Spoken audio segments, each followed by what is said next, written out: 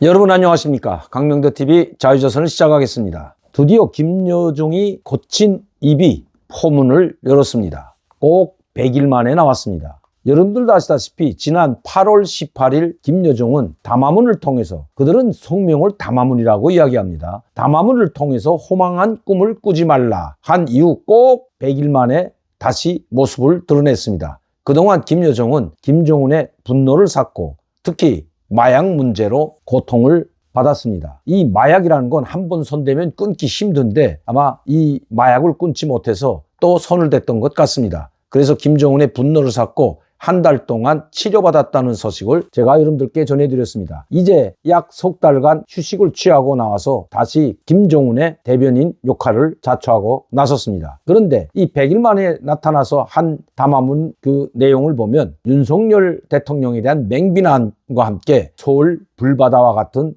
이런 막말을 쏟아냈습니다. 여러분들도 아시다시피 이 서울 불바다설은 1994년 7월 8일 김일성이 kup사한 이후 남북회담, 그때 당시에 김영삼 대통령과 김정일 사이에는 상당히 관계가 안 좋았죠. 그때 북한에서는 서울 불바다설이 나왔습니다. 그런데 이번엔 김여종 입에서 서울 불바다와 같은 그런 막말이 나왔습니다. 물론 서울을 불바다시키겠다는 것은 아니었지만 서울이 관역이라고 직접 서울을 목표로 핵무기를 사용할 수 있음을 경고한 것입니다. 서울이 관역이 되었다, 이런 거친 말을 쏟아냈습니다. 자, 지난 8월 18일 김여종이 어떤 이야기를 했는지 잠시 여러분들께 보여드리고 방송을 계속 이어가도록 하겠습니다. 자, 김여종이 호망한 꿈을 꾸지 말라는 8월 18일자 담화문, 8월 19일 노동신문에 실린 김여종의 담화문입니다. 한때 구문신 운전자를 자처하며 무사람들에게 우화를 선사하던 사람이 사라져버리니, 문재인을 염두에 둔 거죠. 자, 여기도 문재인이 등장합니다. 이제는 그의 절대 짝지지 않는 제멋에 사는 사람이 또 하나 나타나 권좌에 올라앉았다. 운전자를 자처하며 무사람들에게 우화를 선사하던 사람이 사라져버리니, 문재인이 사라지니 윤석열이 나타났다. 자, 이런 이야기를 하면서 또 이런 이야기를 합니다. 그러면 내가 그 호망성을 한마디로 대답해 주겠다. 윤석열의 담대한 구상이라는 것은 곰푸른 태양을 말리고 뽕밭을 만들어 보겠다는 것만큼이나 시련과 동떨어진 오리소금의 극치이다. 상대가 어떻게 받아들이겠는지도 북남 관계를 아는 사람들이 어떻게 평론할지도 전혀 개의치 않았으니 그 나름대로의 용감성과 넘치게 보여준 무식함에 우아의 짐을 금할 수 없다. 자, 이런 이야기를 하면서 세상에는 흥정할 것이 따로 있는 법, 우리의 국채인 해골, 경제협력과 같은 물건짝과 맞바꾸어 보겠다는 발상이 윤석열의 푸르청청한 꿈이고 희망이고 구상이라고 생각하니 정말 천진스럽고 아직은 오리기는 오리구나 하는 것을 느꼈다. 오늘은 담대한 구상을 논하고 내일은 북침전쟁 연습을 강행하는 파렴치한이가 다름 아닌 윤석열 구 위인이다. 제발 좀 서로 위식하지 말며 살았으면 하는 것이 간절한 소원이다. 남조선 당국의 대북 정책을 평하기에 앞서 우리는 윤석열 구 인간 자체가 싫다. 그래도 맹비난을 하지만 여기에는 뭐 그렇게 미친 개인이 삶은 소대가리는 없습니다. 여기도 이제 문재인이 등장했죠. 자, 그럼 오늘 김여종은 100일 만에 나타나서 어떤 이야기를 또 거친 말을 해대고 있을까요? 여기는 날짜도 없습니다. 자, 오늘 어떻게 이야기했는지 보는데 전번 8월 18일보다 문장이 좀 짧습니다. 김여종 조선노동중앙회 부부장 담화. 자, 이거는 짧기 때문에 제가 그대로 여러분들께 어떤 이야기를 했는지, 우리 언론들은 이걸 그대로 하진 않았기 때문에 제가 보여드리도록 하겠습니다. 지난 22일 남조선 외교부 것들이 우리의 자위권 행사를 도발이라는 표현을 걸고들며 그것이 지속되고 있는 만큼 추가적인 독자 제재 조치도 검토하고 있다는 나발을 불어댔다.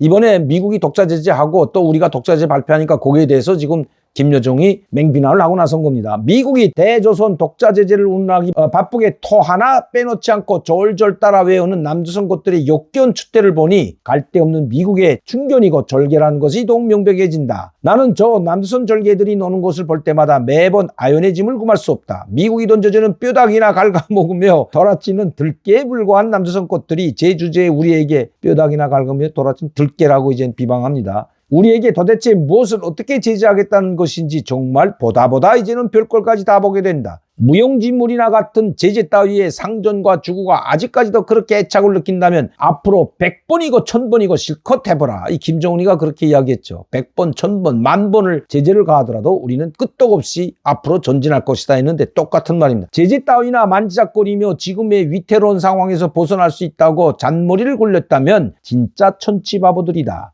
안전하고 편하게 살 줄 모르게 몽통구리들인 것이다. 국민들은 윤석열 저 천치바보들이 들어앉아 자꾸만 위태로운 상황을 만들어가는 정권을 왜 그대로 보고만 있는지 모를 일이다. 우리 국민들에게 왜 저걸 보고만 있냐. 들고 일어나라는 소리입니다. 여기 또 문재인이 나오죠. 그래도 문재인이 앉아 해먹을 때는 적어도 소홀히 우리의 관역은 아니었다. 문재인이가 대통령 할 때는 소홀히 자기들의 핵미사일의 표적, 관역이 아니었다는 겁니다. 그만큼 문재인이 얼마나 자기들에게 발바닥을 핥고 하수인 역할을 했는지 그대로 지금 뱉어버리고 있는 거죠. 그것을 인정하고 있다는 겁니다. 즉 문재인은 우리의 하수인이 있기 때문에 우리에게 약속을 모두 어기고 하나도 약속을 안 지켰지만 우리가 곤경에 처했지만 이 문재인 때문에 그래도 문재인이 앉아 해먹을 때는 적어도 소홀의 관역이 아니었다는 거죠. 소홀의 자기들이 관역은 아니었다는 겁니다. 뻔뻔스럽고 우매한 것들에게 다시 한번 경고한다.